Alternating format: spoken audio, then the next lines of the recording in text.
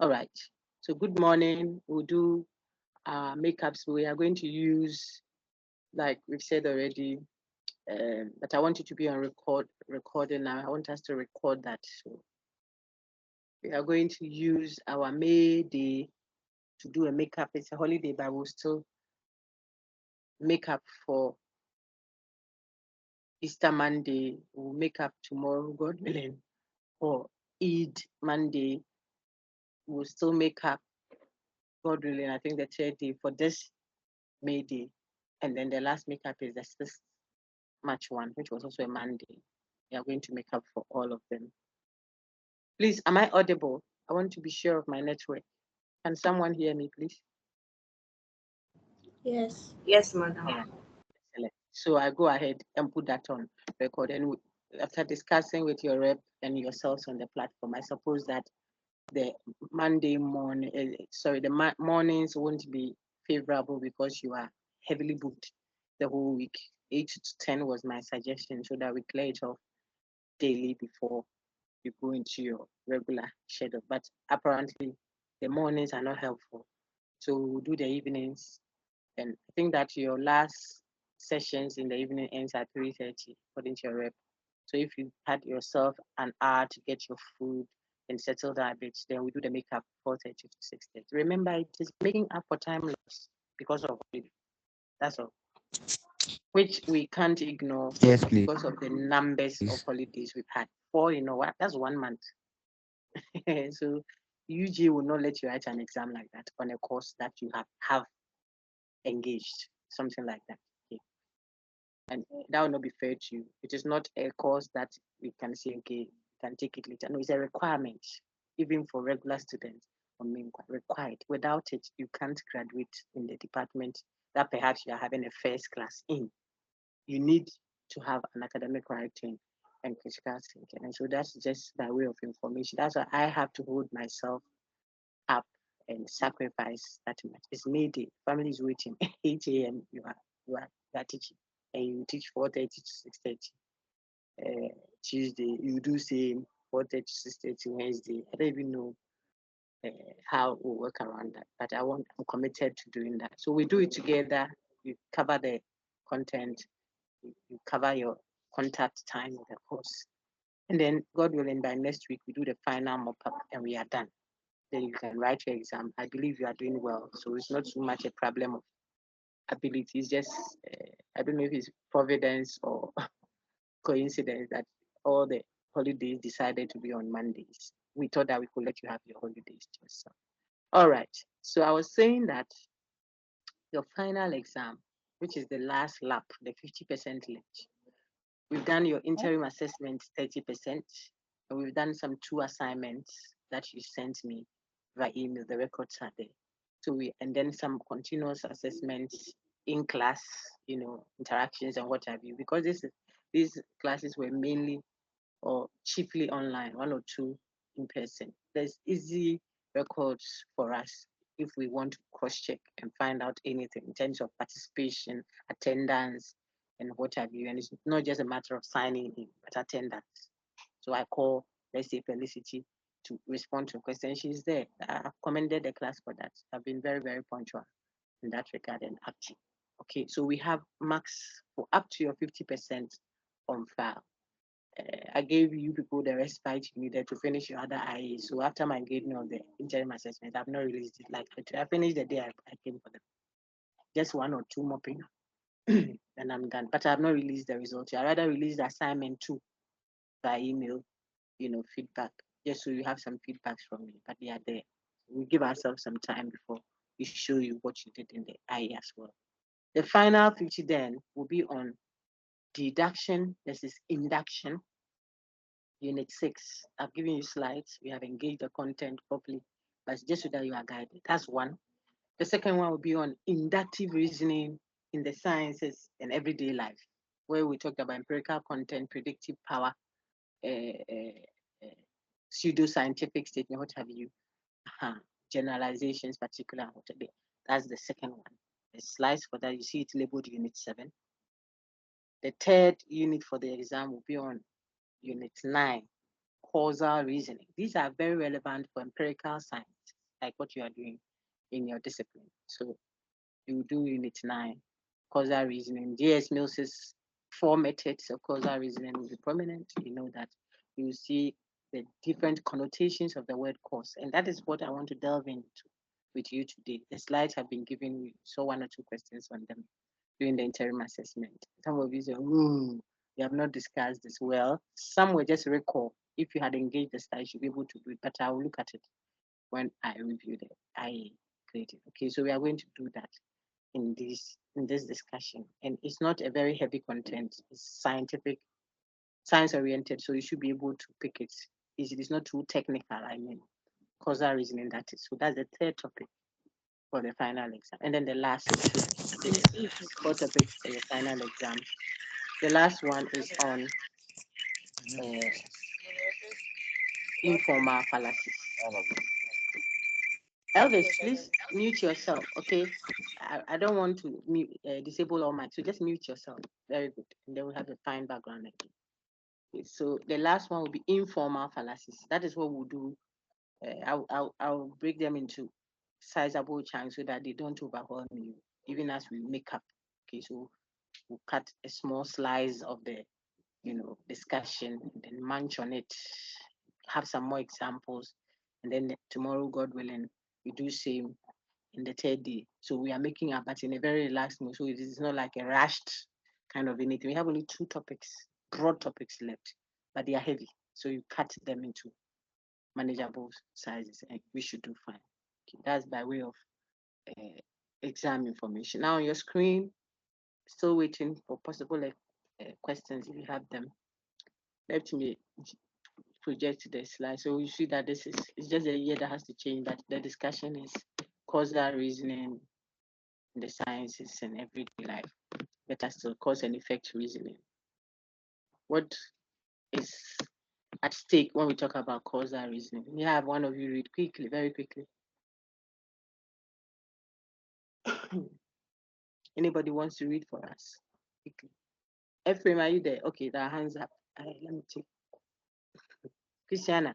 Christiana set it up for us. Thank you for all the hands up. I've seen Ephraim, Chaslin, Irene, Abna, Ichiahene, John Michael. I see quite a number of hands up. 5 hands up already. Shazia's hand is up. All right. So go ahead. Pamela's hand is up. Thank you, Madam. Go ahead. You. Unit 9, causal reasoning. Cause and effect based. It is commonplace to seek the cause or causes of things. COVID-19, climate change, flooding, destroyed relationship, decline in spirituality, store friendship, etc. Again, causal, not casual. Arguments are also inductive. That is a matter of probability, not proof or certainty. Excellent. You read beautifully. So take note, Madam tells us we are dealing with the word causal, from the word cause, to cause something. So you see that the A comes before the U. So you see AU, causal. It is not casual. Casual, the A comes before the S, it's cas. But that is not what we are dealing with. We are not saying casual reasoning. No, we are saying causal reasoning, a reasoning that is based on cause and effect. So you are arguing. Reasoning means you are trying to find justification for what? A certain claim that has been made. You are trying to find reasons, topic 1, for evidence to support a claim being made. You are reasoning. And if that reasoning is based on what caused something, then we say it is that type of reasoning that we discuss, we label as what causal reasoning. That's the whole point. Okay? So when we reason causally, we are trying to find justification for our claims of cause and effect that we are making. What caused COVID-19? Is it a punishment from God for our depraved selves as humans? That's how someone may diagnose the causal grounds, if you like, for what? COVID-19. What is accounting for climate change? Well, too many, you know, poisonous gases emitted into the air by technology is destroying the ozone layer and blah, blah, blah. But this is causal diagnosis. You see. Now, when I reason causally and I say it is because of X that Y has occurred, and you try to interrogate the connection between the X and Y cause and effect argument have made, then you are checking the causal reasoning that I have provided. Okay, so the logician, you and I, the critical thinker, is is interested in cause and effect reasoning in the bid to diagnose me to check it. You are the doctor said to check it and find what may be wrong with how I'm reasoning causally. Okay, why am I always having bad friendships? My friendships go bad all the time. I never maintain a relationship. It is already April in 2023 has had April just ended, so it respects me, right? And yet, people, someone may have been in relationship, 7 relationships already this year.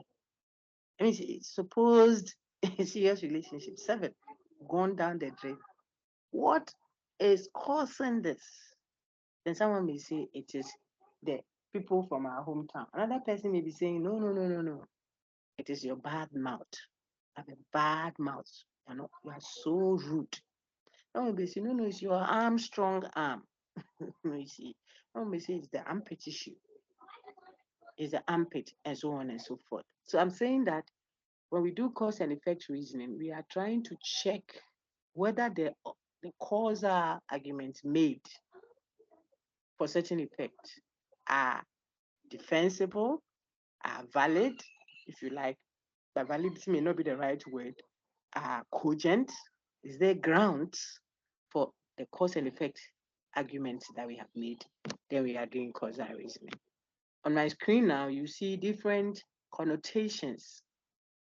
That simply means different ways of thinking of the word but cause, different meanings. Remember connotation, topic 2, when we did definitions. Every word connotes something. So the word chair could connote the furniture we sit on, but it could also connote the head of an institution. Is the chair of EC, Electoral Commission in Ghana. The chair is not the thing we sit on over there, but the chair at the dining hall may be what you sit on to eat at the dining hall. Okay, so the word chair could connote A and it could connote B, different connotations. So here again, we meet the word connotation when we are discussing cause. The word cause connotes different things. Sometimes when I say he caused it or what caused it, I'm interested in what happened just before the effect. The effect is something that has happened.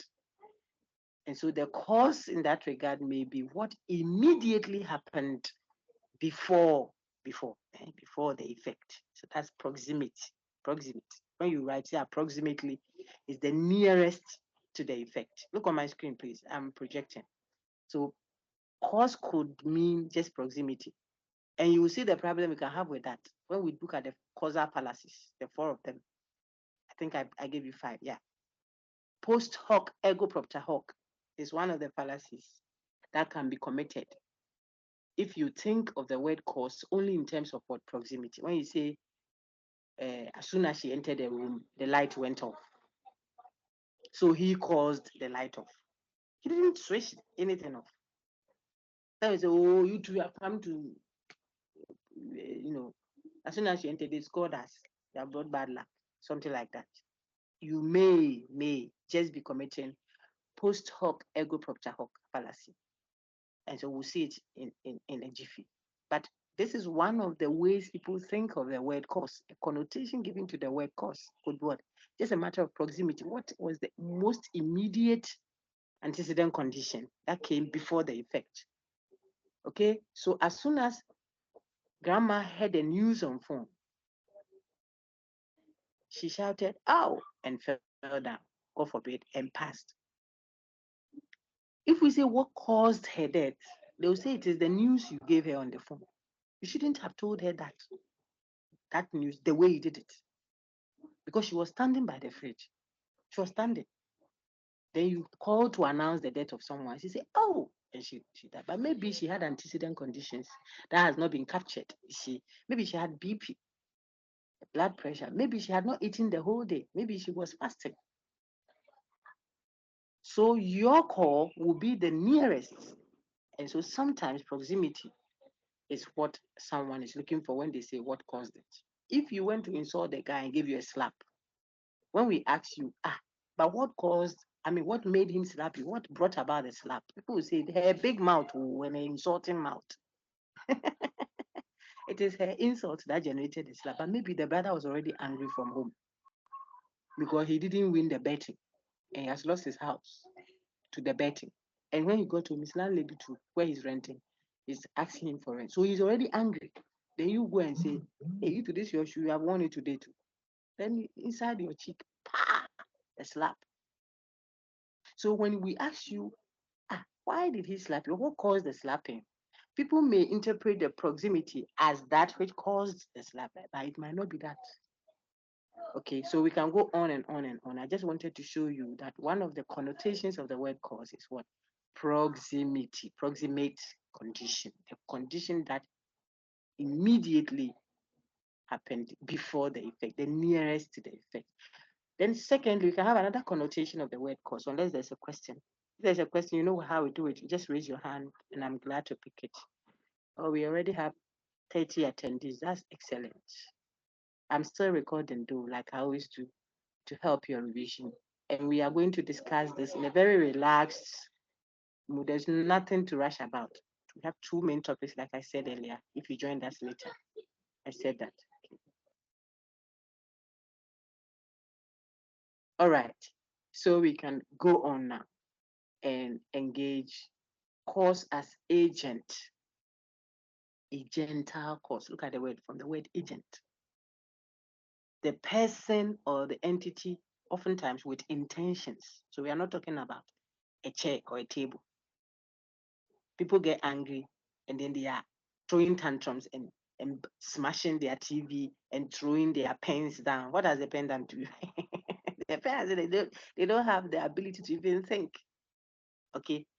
But when we say who caused it or what caused it, and we have in mind the person or the entity. Entities may not physically have brains, but if we say University of Ghana or Family Health Medical School sacked that doctor, Family Health Medical School is an entity with purpose and a certain sense of intentionality. The entity, the collective body called, Family Health can sack someone.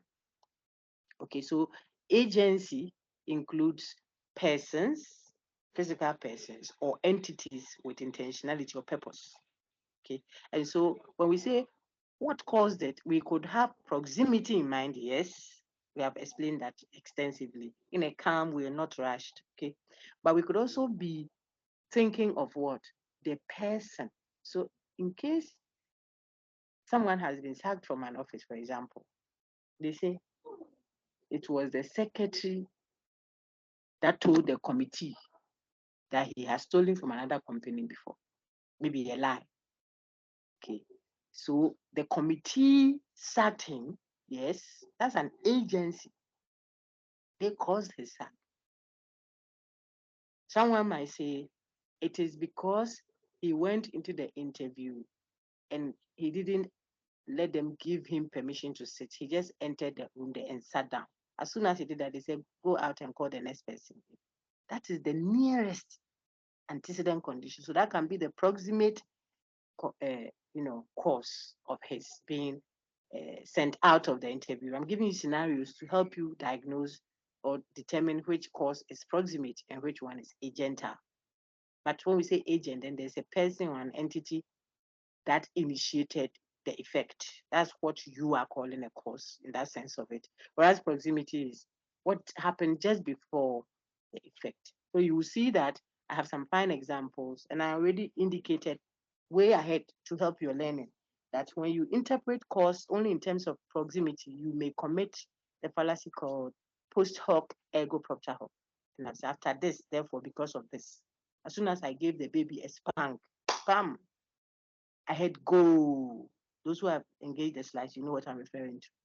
So I say that it is my spanking the baby girl that made Ghana score a goal. That's post hoc ego propter hoc. Okay, it's the fallacy. And that is because perhaps in that instance, you are defining or you are thinking of course in terms of what proximity alone. But sometimes proximity can be meaningful. So we are just highlighting the different connotations of the word course. My dear lady, please read the whole set of slides and then I can continue. Unless there's someone else who wants to read. If you want to read, just keep your hand up. I'll always pick you. If not, Christiana can go ahead. Christiana, go ahead. Different connotations, that's meanings of the word cause. Cause as 1, proximate condition, that's nearest to the effect. 2, agent, person or entity with intention. 3, necessary condition, must be present for the effect to occur. 4, sufficient condition, if present then effects, that but other condition or conditions can yield that effect. 5, individually necessary, jointly sufficient condition. If alone necessary but together with other conditions, they become sufficient for the occurrence of the effect. Example, sunlight, water, etc. for photosynthesis to take place. And 6, probabilistic, that's likelihood. Note, so far as we are dealing with empirical evidence, no effect can lay claim to only one single cause. Well done. This one too was well read. So remember what Christiana told you. She's read 2 slides and they say so much. We have helped ourselves, put some content to proximate condition and agent cause. I want one of you to tell me or explain how they understand necessary condition as I presented it. It's very simple terms on your slide. Anyone wants to help us with that necessary condition? Tim, go ahead. Or if it was to read, then Abena.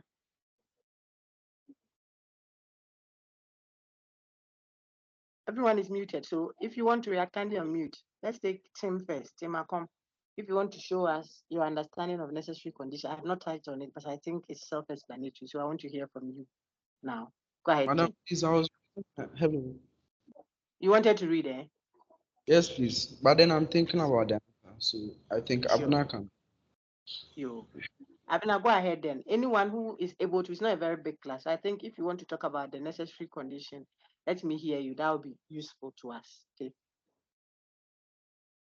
Any one of us can Hello. unmute. Go ahead, Abna. Okay. So, from what I understand, Yeah, I'll give an example, and please do. you can correct me. Oh, So, go ahead, Amadi. for example, if someone was walking Yeah. and then it rained Mm-hmm. and the person got wet, Mm-hmm. the rain was a necessary condition in order for the person to get wet. Okay. So, in that condition, we can say that the cause was the rain. And it was a necessary cause, you think, right? Okay. Yes. Thank you for that effort. I react, but well done. Let's hear someone else. Necessary condition. The slide says without it, the effect cannot occur.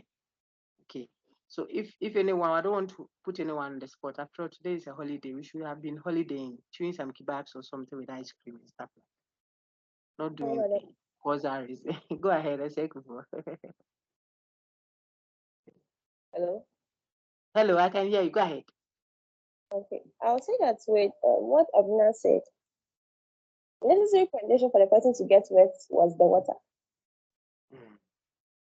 Like if there was water present anywhere, the person would have gotten it. So in case maybe the person was sitting there, water just splashed on him or her, or maybe it was raining, or I don't know, the person got wet or something, like the person was sweating, something like that. Like the presence of Okay. water be necessary for the person to get wet. Okay. Thank you so much. Now let me react to them. What if it was raining, but I had a raincoat on? I wouldn't get wet.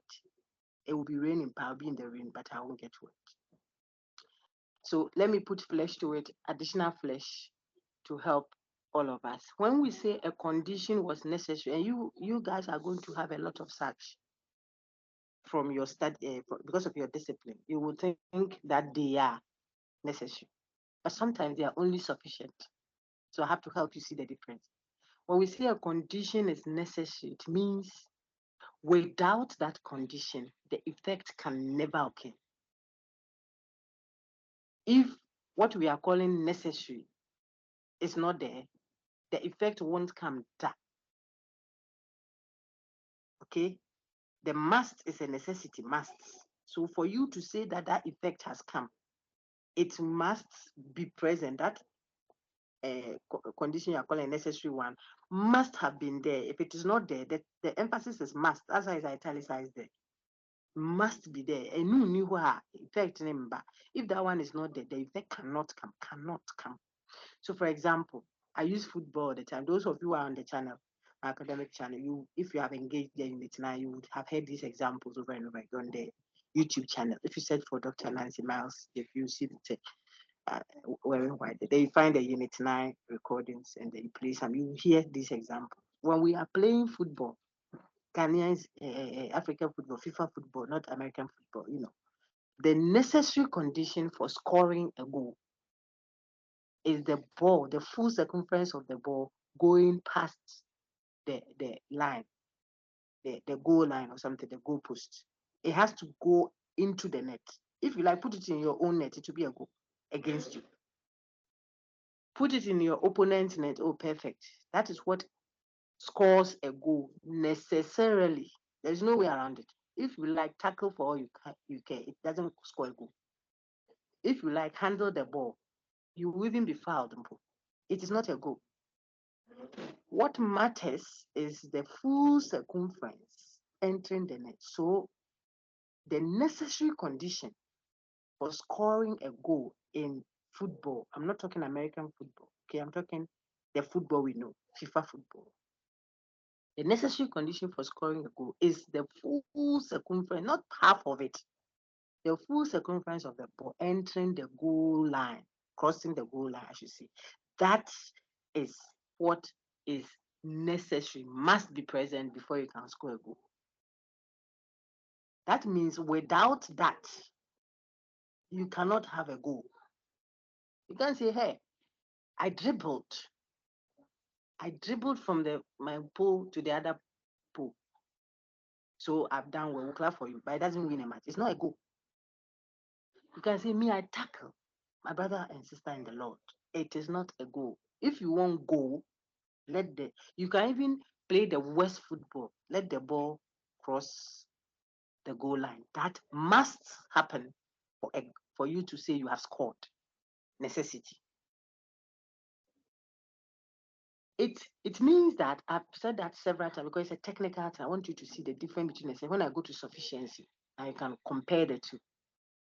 For sufficient condition, when we say a cause is a sufficient condition for an effect to happen, it means, like Christiana read, if that condition is there, the one we are calling a sufficient condition, if it is present, the effect will come. In other words, it will lead to the effect. But other conditions can also lead to that same effect, people. That's what makes it sufficient. Sufficiency means it is enough to bring about the effect. It doesn't mean some other condition cannot bring about the effect. So you will make a mistake as a medical doctor, for example, a physician, to diagnose an effect and say that it was necessarily X or Y that caused it. Look at my choice of word, necessarily, necessary condition. The person's having a high, for instance, blood pressure, when you do the check, the BP check, having a high BP, doesn't necessarily mean she has eaten a lot of salt. Because it might not be salt that brought about the high BP. It might be bad news, like I was giving you earlier. The person had a bad news yesterday, all of a sudden, her pressure shot up. So when they rush her to the hospital and you immediately link the effect of what? High BP to too much salt and start telling them, I told you shouldn't give her too much salt. You are confusing sufficiency with necessity. They are not the same. Too much salt perhaps may lead to the hyper, but so may bad news, and so may 1,001 others. You are even more tutored in that than I am. So when the condition is a sufficient one, you are cautious about how you are dealing with it, because your prescription of, there I go with another example of appetite stimulant, may not be the issue. The issue that the person may have is first trimester issue. So she has lost appetite, not the one that you give an appetite stimulant for people to eat. No, you help her manage the first trimester of pregnancy. Give her multivitamins. The person is vomiting, and you say whenever there is vomiting, it means that the person has infection and the chest. You are going to give albumin to stop it. What if she's pregnant? Pregnancy can lead to vomiting. So can infection on the chest lead to vomiting. So can the third. I'm using examples that I think are relevant to you. So infection in the chest is only sufficient for the effect of what vomiting. Someone may also be vomiting, and it is not because of an infection. She's pregnant. And it's good news that she's even vomiting. We are all happy. So sufficiency means if that condition is present, it can lead to what? That effect we are talking about. Yet other conditions can also bring about the same effect. So it is only sufficient for the effect.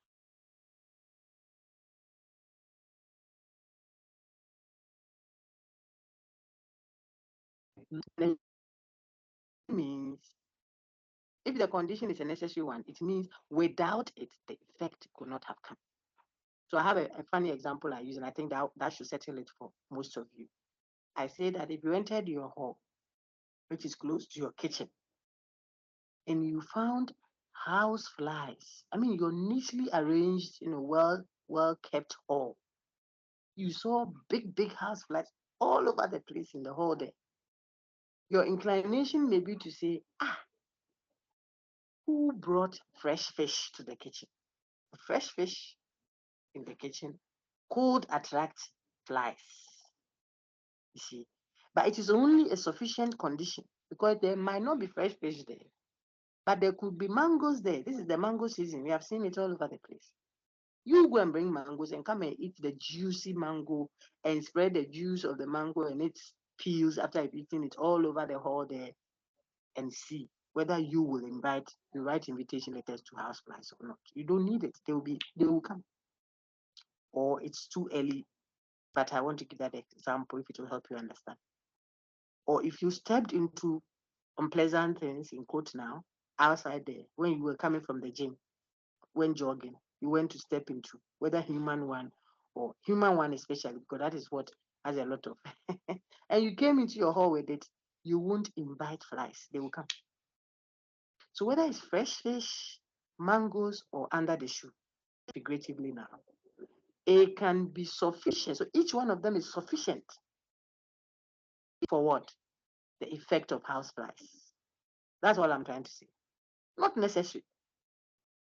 Therefore, in conclusion, for those two technical ones, the necessary and the sufficient one, when I enter my room and I see, or I enter my car and I see houseflies there, I cannot immediately presume necessarily that therefore it means what?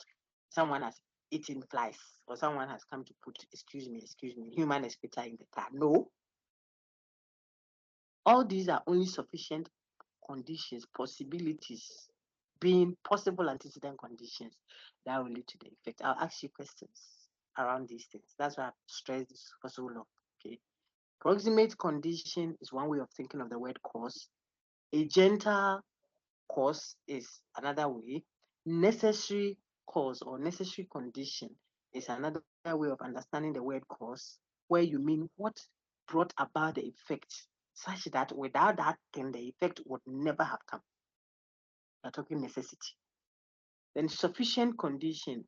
What are some of the things that if present, could have led to this effect. So we start diagnosing this. So if you're a detective on the field, or you are back again to your physician work, and they bring a lady with marks of slap or scratches on the body, or someone presumably labeled as an armed robber, but has been beaten almost to a pulp and brought to your thing, there are things you will look out for as sufficient conditions to support the effect, the claim that they are making. You have to write a report. So they say, go and get the doctor's report to tell us whether there are any indications that this woman was beaten, shot intentionally, or she intentionally shot herself because of this, what have you. You're going to interrogate. You need to know the difference between what is necessarily the case as an antecedent condition leading to the effect, or what is a sufficient condition. And that's what I've tried to do. And I hope it helps the generality of the class. Then where we have the fifth one on your screen, thank you for the effort. Individually necessary, jointly sufficient. It means if you called for those antecedent conditions 111, sometimes they are needed, each one of them. Human beings need water, oxygen. I think there is a issue to survive. So these individually are necessities. When you put them all together, they become enough grounds. They become sufficient for life. That's an example I gave. Plants need sunlight, water. If it's green plants, I think they even add chlorophyll, what have you, for them to be able to prepare their food. So photosynthesis is possible. I mean, it's possible because of what sunlight. Each one of them, sunlight, water, etc. Each one of them are necessary individually. Okay, together they are sufficient for the effect to take place. And then probabilistic cause is just talking about likelihood, like the name suggests. Why are they fighting at the station there? There's someone, a gossip, asking his or her fellow gossip, why are they fighting at the station? Say, hey, the woman went to insult, or maybe the way it's a man and a woman, I suspect that maybe they went to have a night out and the man is not paying. Hey! The man doesn't want to pay for the night there. This is probabilistic cause. Person speaking say, the way I see that is mating. Maybe the mate wants to do chobo. The mate has collected the transport and wants to pretend that he didn't collect it. All of these are probabilities. Probabilistic cause. They are not sufficiency or necessity or agental or proximity or what have you. And then the key thing on this slide, see, this is just the second slide. See how long I've spent time here. Because the intention is not to rush. No, it's for you to understand it and be able to use it. That is what is of priority to some of us. Okay, we are being admonished to note that so far as we are dealing with empirical evidence, no effect can say that it arose from a single cause. No, if it's empirical means observation based. You are only seeing the brother slapping the sister, or you are only seeing, the two people. I want practical examples. That's why I'm going all around about like that. But there are other factors that will influence the effects that you see. It doesn't have to necessarily be only one thing. Even the football thing. Someone has to dribble and pass the other. The referee must open his eyes. The whatever machine must work well. All those contribute to what the ball entering the net. And that is the one we will focus on. Doesn't mean that is the only one that led to the effect. Any questions? I move to the third slide, content slide. Any questions, please? Okay, there are no questions. Let's read. I see. So Tim, you will read for me. Felix, is there a question, please? Then go ahead. Please. Please do go ahead. Please, can you differentiate between the sufficient condition and individually necessary joint sufficient condition for me? Okay, so if it is sufficient, it means that that condition, if present, will lead to the effect. It's one thing we are dealing with. The individually necessary, jointly sufficient, we are dealing with more. So many things come together. So the woman must be in the right time of the month, the man's sperm must be active enough. The woman may be fertile, but if she's not at the right time, there is a time of fertility. So if you don't go and become intimate at that time, and you decide that, I want to give birth, but I'm all over the place, you can engage in that act several times. You won't get conception. No, because there is a time that you live. You can use the soil to the same thing. There are seasons. So I'm saying that good soil, good seed, good atmosphere, if you like, all come together to produce plants. So individually, they are each needed. Now I'm explaining the individually necessary, jointly sufficient. When you take each one of them, they are necessities. So without water, there cannot be photosynthesis. The plant's preparation of its own food can't happen. It needs water. Without, I think, carbon dioxide too for the plant, they cannot. So each one of them is a necessity, need. Yet when you put them together, then they become sufficient. So if you bring only water, photosynthesis wouldn't take place, even though it is a necessity. It's necessary for photosynthesis, yet it is not enough for photosynthesis. So you need water, you need sunlight, you need, in fact, for some, you need chlorophyll, I think, and then you need carbon dioxide. So when I say need, that captures the necessity bit of it. Then when they are all put together, they now become enough. Their presence is enough to generate photosynthesis. That's the difference. So simply put, when I talk about sufficiency alone, I'm saying that it is that condition's presence is enough to bring about the effect. But when I say individually necessary, jointly sufficient, then it means we are dealing with a collection of antecedent conditions that bring about the effect. Those antecedent conditions, each one of them is necessary.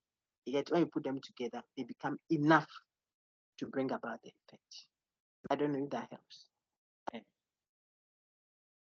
Felicity. Thank you. Sure. So we go on to the next one. Tim, you can read for me now. Unless Osekufo is asking a question. I see your surname. Kwabena Osekufo. Please, are you asking a question? If not, then Tim can go ahead.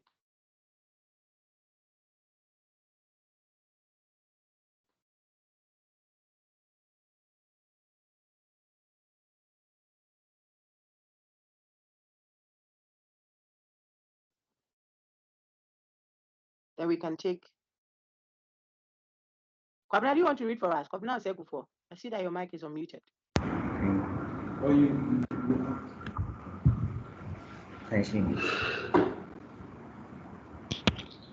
Hello, madam. Yes, sir. Go ahead.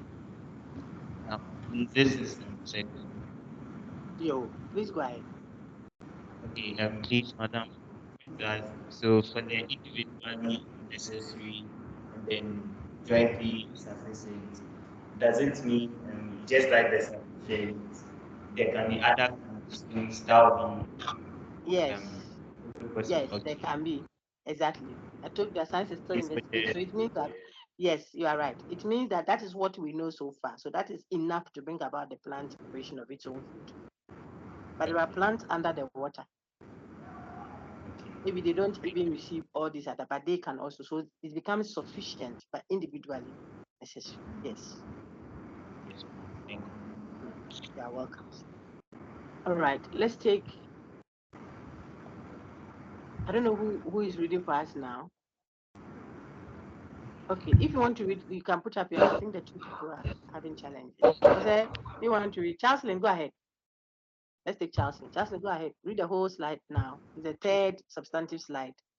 Listen to your deputy classroom.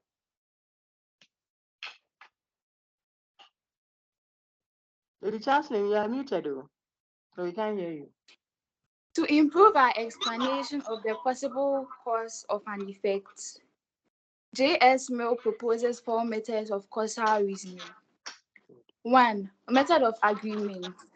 That is, if in the series of tests, wherever the suspected cause is present, the effect is also present. 2. Method of difference. That is, if in the series of tests, The effect occurred only where the suspected cause is present. 3. Very good. Joint method of agreement and difference, where you compare the agreeing set with a differing set and that still points to the suspected cause. Very good. I just projected the fourth one so that you read all, then we can discuss. Method of method of Is it a method of Kong? Then she said, I continue, my lady. Method of Kong what? method of concomitant variation. Excellent. That is, Well done. if in the series of tests the suspected effect varies, whenever the cause is varied, think of how you detect suspected skin or food allergies. Very good. Well done. So I put it back on the JS Mills formatted, the first slide. Look on the screen very well. Chaslin didn't read something in the bracket there, but it was relevant. So I want to touch on. Look at after 4 methods of causal reasoning in the highlighted yellow. See what follows in the bracket. These are inductive, not deductive. So the reasoning is not a proof. They are not questions of certainties. No, they are a matter of probability. What we have learned from Unit 6, deduction versus induction. Those who joined us late or will play this back later, just to remind you, you answer questions on deduction versus induction, Unit 6. You answer questions on inductive reasoning in the sciences and everyday lives, where you see empirical content, predictive power, that thing. Then you will answer questions on what we are doing, especially what you are doing. This is what you saw in the IA causal reason. You apply them. That is more useful to you. So we'll answer questions that way, causal reason. And then the last one will be topic 10, informal fallacies, which I'll share slides with you on. They are very simple and straightforward. The errors we commit in our everyday engagements, everyday life reason. So that is just by way of, a reminder. But I want to stress that the J.S. Mills's 4 methods we are discussing now are inductive reasoning. It's a matter of probability. They are not certainties. So even if you go by J.S. Mills's method of agreement, method of difference, joint method of agreement and difference, or concomitant variation that Chaslin read, it doesn't mean that by that method you will arrive at certainty. No, get that, because you are doing science, empirical study, Unit 5, the normative versus the empirical. There is always the probability that you haven't captured something. It's just an informed prediction that the physician like yourself is making. You are not proving anything scientifically. If you say that, so you use proof to mean something else, that's another problem. But if you say proof to mean what proof means, when we say it is waterproof, it means water cannot enter, cannot. So it couldn't have been different from what you have said. That's what you mean when you say proof. Science has proven that women deliver in Nama. Really? Then what are you researching for again? Then we should stop and close the docket and go and sleep. Since I told you, since 19 or whatever, 200 million years ago, that 1 plus 3 was equal to 4. Has it changed? It doesn't change because it's proofs. But the empirical study, science, empirical study, most of our findings have changed because we are still researching and investigating and finding out new things. Okay, so science thrives on what? The search for what we thought we knew improvement. It could be that what we thought we knew as chloroquine is not used because artesunate amodiaquine queen, then now artemether lumefantrine, and we keep going and going and going. Why? Because we are dealing with a scientific study, research-based, empirical, observation-based study. This is just a revision of the normative versus empirical. And that's why I want us to roll back. So when we say the reasoning is inductive, it means that we want to caution that when you apply J.S. Mills's methods, which is actually intuitive, that's how we think already. He has just codified it and put it into systematic, presentation. But every rational human being will think that way. Don't think, therefore, that you have proven it. You may have good reason, a high probability, but you haven't proven it, and that's very important. So just in case we went out on our screen now, everyone look, please. I want to make it very simple for you. You're almost done. I won't do too long a time. We'll round up shortly. So you go and eat your kebabs. Okay. Now, suppose the four of us, let me see the hands that I have. I'll use colleagues. And I see Maureen's hand. I see Abine's hand, Antoinette, and then Christiana. Okay. So the four of us go out because of today's May Day. We say too much stress with, class and all that. Let's go and have a timeout. We go and I say, it's on me. I do all the payment. Order for what you want. So the four of us, lady one picks fish, rice, like you see on your screen. Please look on the screen. Don't be complacent. I know why I'm asking you to look. So if you can look, you should. It will help you. Rice, fish, fresh vegetables, some juice. That was person one. Let's say that was Christiana. Then Felicity says, I would do something yam, fish, sauce, and then give me some water. Okay. Then Maureen says, I want to go a bit more heavy. Give me fufu, light soup, add some chicken. Make sure there's skin on the chicken. And she gets that. Then Amina says, oh, no, I will take bread, porridge, and some granules. I just finished with my fast, so I'll just use that to break, and then I continue tomorrow. So see, the ladies did 4 different, take note, we are discussing Mills's method of what? Agreement. But look at what I'm looking out for. The 4 ladies took different meals, but only one item on the meal list is common to all of them. What is it? Cream. After the fish and rice and what have you, she took ice cream. After the yam, fish sauce and water, she took ice cream. After the fufu soup and chicken, she took ice cream. Maybe a dessert kind of, After the bread, porridge, and granite, she also took ice cream. So the cream agrees. It's an agreement method. It agrees with all the 4. And this is a typical methodology of the sciences. That's what you will do. You will see 4 people, 5 people came into your consulting room. They had different, health conditions, but something was common to all of them. They were all coughing and sneezing. You were all coughing and sneezing. Immediately, you are already detecting a kind of what? Infection. That is how science operates. You see similarities. Whenever I put a metal, this particular, I put it was a metal. When I put it in, it melted and expanded. This one was a metal. When I put, so before long, you are detecting trends and patterns. That's what I'm trying to say. Method of agreement simply means when they have different combinations, and yet one thing runs through them. Now look at the effect too. They are all running.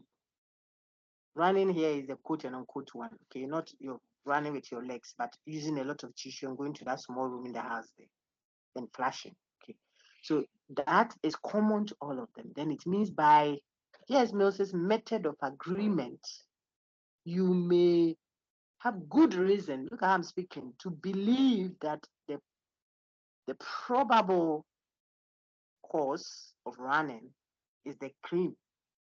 It is not a matter of certainty. Brothers and sisters in the Lord, it might just be the water or the table at the facility where we went to eat. The tables were not properly disinfected. It could be that. It could be the disinfectant rather that the person used to the dishwasher or the liquid soap that the person used to wipe the tables may have the problem. It may be coming from, it may be the glasses.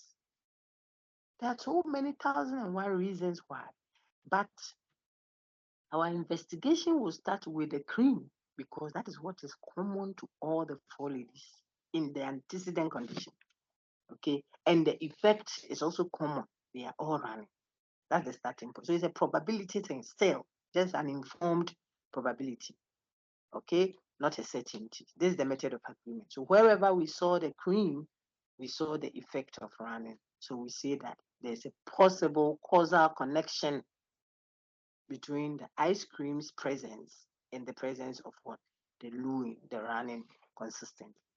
Now, I caution immediately. I'm showing you the fallacies as I introduce you to the concept. I showed you a possible fallacy you could commit with a method, with an interpretation of cause as what proximity. I just showed you one. Post hoc, ergo propter hoc. After this, therefore, because of this, it happened after it. So you say it is because of it that it happened. We showed you that. Now here too, I'm showing you another fallacy that may be connected to this kind of reasoning if you don't do it well. You may only be confusing a correlation for what? A causal connection. The fact that the two events correlate. Wherever ice cream happened, we saw running. Wherever ice cream happened, we saw running. Therefore, you may connect ice cream to what running. For this example, it might look highly probable. But if it happened that wherever, let me give an example. So wherever this your classmate was found, a laptop got missing. Maybe at SHS, in his room, laptop was stolen. He came to university, first year, the room he was in, a laptop got missing. And then when we were just about graduating, when he had joined another group, laptop got missing. We may have reason to say, you two and laptop there. The mother come and tell him, you, wherever you go, you see laptop there, don't go there. It might be that he has nothing to do with it. It just happens that wherever he is, listen, people steal laptops and it looks as if he's connected. Another example, it might be that whenever I'm finishing a lecture, and I have an example of that sort in the slides for you to engage. Whilst I'm ending, then the Mazin, the one calls for prayer. The Muslim that calls for prayer is called Mazin. I don't know if I pronounce the name. We have a Muslim amongst us. Correct me. Whilst I'm ending, I say, okay, so thank you very much. Our class has ended. I'll meet you God willing next week. I hear the call for prayer. I don't know how to do so. Don't let me butcher it. But Allah Akbar, you can hear it at the background. It just correlates. The two happen at the same time. So wherever Miles is ending her class, the call for prayer comes. Then you therefore conclude that it is my ending the class that makes him call for prayer.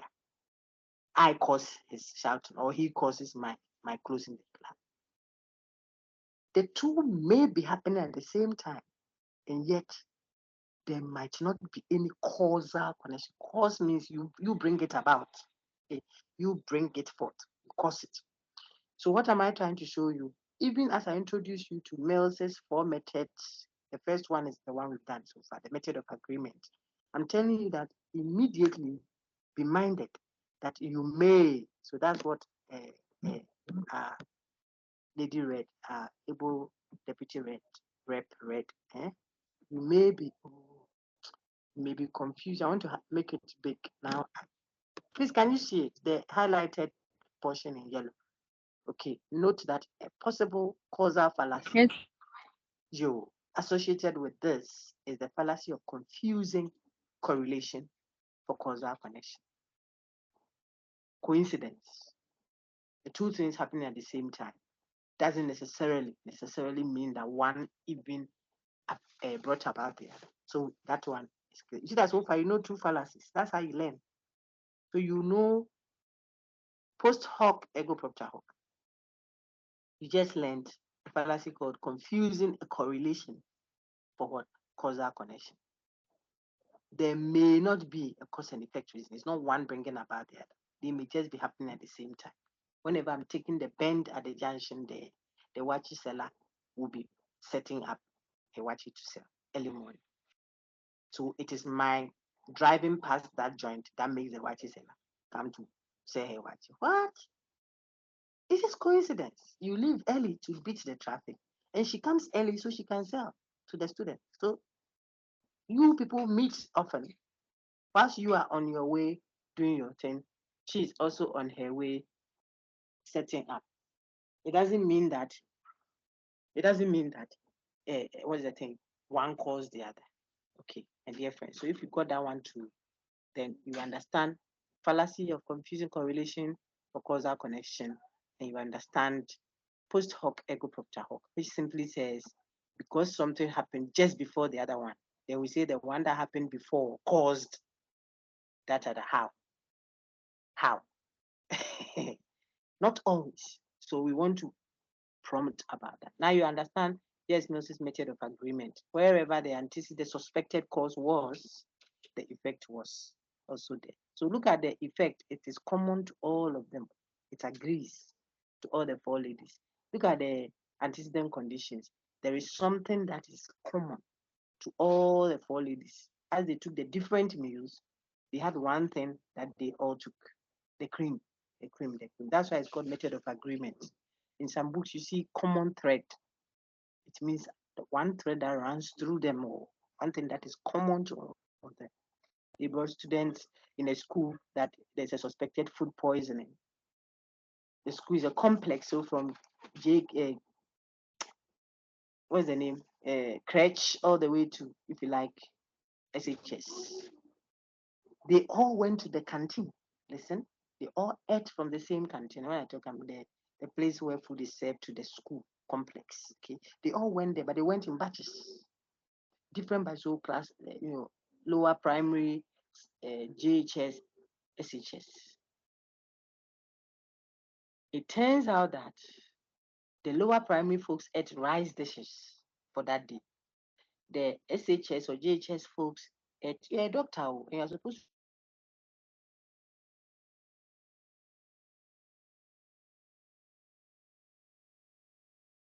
to write to use a report, produce a report that the police can use to check and start their investigation. You have to have this kind of information there, people.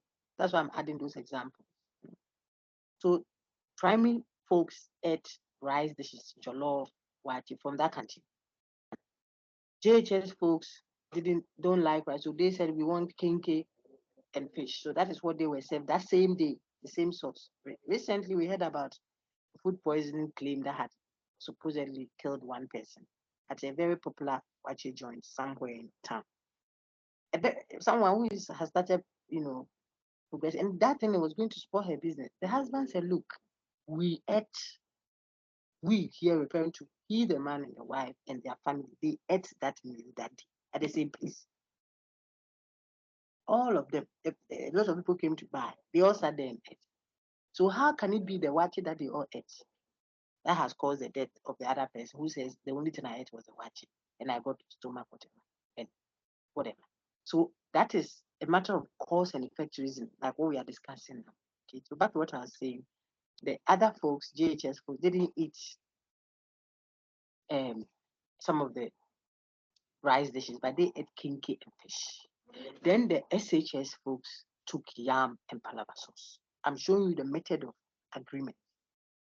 Different meals, yet there comes my diagnosis. Yet all of them took the school's milkshake, milk liquid, milk with sugar that has been as a dessert. So whether crèche or JHS or SHS, they all with their different meals were giving the school's milkshake dessert after their different meals. And now it turns out that a generality of the school population is sick in the morning. And it's a serious outbreak. And so the schools infirmary couldn't keep them.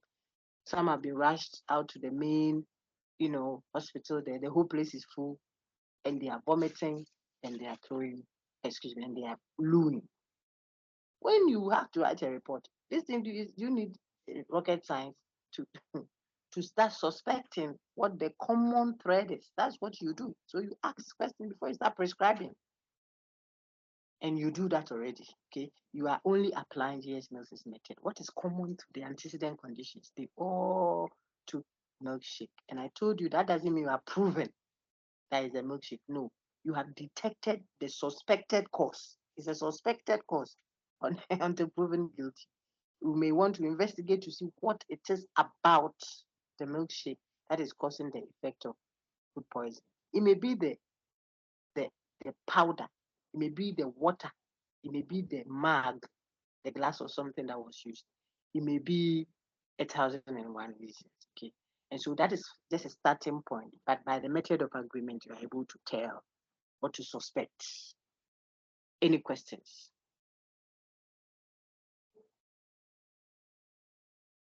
Abna, your hand is up, please. Is there a question? Okay, Emmanuel, ask your question. And Octavia. Madam, please, it's not a question. I'm only ahead. trying to find out. Are you projecting something currently? Please, Because who can see anything? Don't worry. Don't worry. Let's ask the class. But I am projecting, but I want to ask others if they can We see. can see. We can see. Okay, please, what do you We see? can What's see the what you're first word you see I can in the slide? Mills method of Mills method Very of good. agreement. Yes. Yes, big boss. So we are projecting. I just wanted to know if it was a general issue or a specific one. We are projecting, but it's recorded, so don't worry. If I give it back to you and it is just this part you want to, you can forward it all the way to that place and play that part. That's all.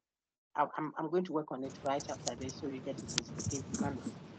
okay, All right. okay, You because I can't see thank you. anything. Don't worry. All right. Let me stop sharing and reshare. Sometimes it happens when it stays for a while, and for some, depending on the network, it goes up. So I've stopped sharing now. I want to reshare the same thing, but I'm mopping up now. So no worries. Where is it? Okay. So I shared this. You want to give yourself a minute or two and let's see if you can see it now. Yeah, it has come now. I can see. Okay, that's fine. It's normally happen when you keep your gadget untouched for a while. So once in a while, then you fidget with it. I'm done with J.S. Mills's method of agreement now, which is just one of the inductive reasons. I want to top up with the method of difference, and then we'll end here. Then we'll do the other two, concomitant variation, and then the joint method of agreement and difference, and then the fallacies, which you already know two of. But I want to go calmly and slowly, no rush at all. Then we can now move to informal fallacies. We'll have 2 sessions this week, hopefully, and the last session next Monday to wrap up nicely. We'll do it without any stress. Don't stress yourself at all. Okay, so the method of difference is simply this. Look at the effect. Immediately it will tell you the effects are different. For the method of difference, one person is running, the other one is not running, even though look at the antecedent condition. They all ate the same meals. So think of a couple that went out. They're trying to call Corn Felicity. You don't have them, Emmanuel. You don't have them. So let's go and eat outside somewhere. So when you went, you ordered for the same set of meals. That's what I'm saying. Pizza on one, plate. You all scooped from the same pizza, supposedly. Okay. Then you ate. But when you finished, you asked for mango juice. And Felicity says, oh, I will do just some ice cream. So there's a difference of one of the things, but your main meals were common.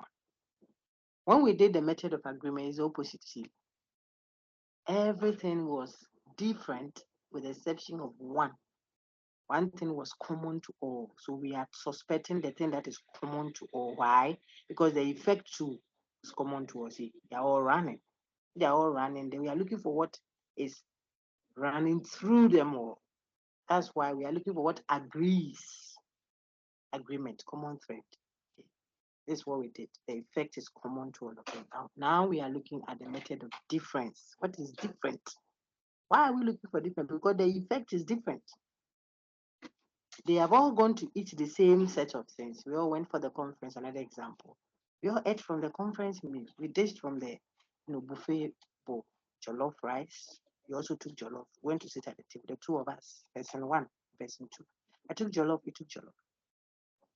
Chicken, you also took chicken. Hey. Pepper, you took some. We all finished everything on our plate and got up. But when we were going there for dessert, we took a chocolate upside down. And then I took Ghana man, I don't want trouble. I took a glass of water, or better still, something else. You said, oh, let me check this dessert that they put there. They've labeled it chocolate upside down. Then you took it. I took mango juice. I don't want trouble. It's mango, I know. Paul, I know. It's just I know. Who are you? Okay, so I took my, when we came into our hotel room, I am sleeping peaceful. You have visited the loo 2-3 times looking for more tissue. The immediate suspect will be the pineapple, excuse me, what's the name? Chocolate upside down. Is it? Why? Because as for the other meals, they will be innocent. The same jollof we took. Nancy Tutuk said, why is Nancy not visiting? That's our intuitive way of diagnosing already. And then Mills has put them into quotes and has labeled them. That's all. So on our screen, person 1 has rice, water, ice cream, mango. And he's running. Person 2 has rice, water, ice cream, fufu. His dessert was fufu. And he's not running. So we have reason to believe by the method of difference. In certain texts, you see relevant difference because some of the differences are not relevant. But who is determining what is relevant or not relevant is a philosophically interesting thing. So just keep it as it is. The method of difference. What is different in the two, antecedent conditions is what? Whereas one took mango, the other one took fufu. Why are we not blaming fufu? Because the one who took fufu is not running. They are looking for what is possibly causing running. So you go and look at the effect of running and point to what your suspect is over there. That is mango. Okay, by the method of difference. This same method of difference is what you will see when you do the joint method of agreement and difference. Look on my screen. I said I won't touch on it, but just a clue. So it is as if you are doing the method of difference, but you are dealing here on my screen. Keep looking with persons 1 to 10, not just one person, a group of people. So all the females who took rice, water, ice cream were running. And all the males, for example, who took rice, water, ice cream are not running. This is a stronger version than when we did just the raw method of difference. Can you see why? Yes. Because a collection of people. All those who took it were running. The mango are running. All those who didn't take it are not running. So this is a joint method of agreement and difference. It agrees within the set of persons who took it. And then when you compare the set of persons who took it, who are running, versus the set of persons who didn't take it, who are not running, it still points to the mango. That is the joint method. So if you want to know the difference between the joint method and the method of difference itself, just repeat the method of difference. But this time, label it as what? Persons 1 to 10, for example, a group of persons. Instead of when we did only the method of difference, look on my screen, it was only one person versus another person. Then you suspected the mango. Okay, I want to end here so that we don't load ourselves too much for a session. And hopefully, I pray that I don't get too many engagements, but we should be able to do a 4:30 to 6:30, 4:30 to 6, thereabout, to continue and mop up to the end of causal reasoning. Then the third day, which is Wednesday, God willing, we'll start with informal fallacies. We should be able to do at least half that because I don't want to rush. If I want to, I can do these two now in just one session. But I don't like teaching that way. Okay, doesn't help the student. It makes you go and do extra work when we can help you sail through and do well. Okay, so Wednesday we can do the first half of the informal fallacies. Then because your Thursday is engaged, we may consider the Friday to do the second half. That will make up for every time lost. Then you sign your attendance to show that you have attended the content properly. No rush. And you did the whole course. Then you are ready to be able to take an exam. If you do well too, then you have done well because you took the course. Not like we gave you half the content. And that's why we're able to do it. It will make you half baked. The university won't sanction that. They will let you take the course again. And that will be a headache. Okay. So let's do it that way. We can mop up next week, Monday, the final lecture. Then we are done. I'm so done. Thank you. Any questions? Is Jeremy around? Was Jeremy able to make it? Hey, we are 34. Wow. Let's take attendance. Madam, I'm Jasmine, here. oh, excellent. Well done. Well done. You have a very good class rep and team and assist. And I think you yourselves too are very good. Let me see if everyone is here. Charleslyn, present or absent? I want to hear your voices. Charleslyn, Present. Abna. Please present. Okay, don't mind me. I'm sure that some are logged in. If for some reason one of or two of your friends couldn't make it, no problem. Please send them the recording. I want you people to do well, but you will earn it. That's why. So give them the record, let them play it back, and then you may discuss amongst yourselves. Send me questions on WhatsApp. Just indicate that this is family health so that my frame will be correct. I don't tell you. I've told you not to send me a WhatsApp, But if it is you, because of the class size and then the fact that we have to work in a certain way, and I'm able to deal with them for you to finish and finish well. Thank you very much. Have a wonderful holiday. All the best and take care.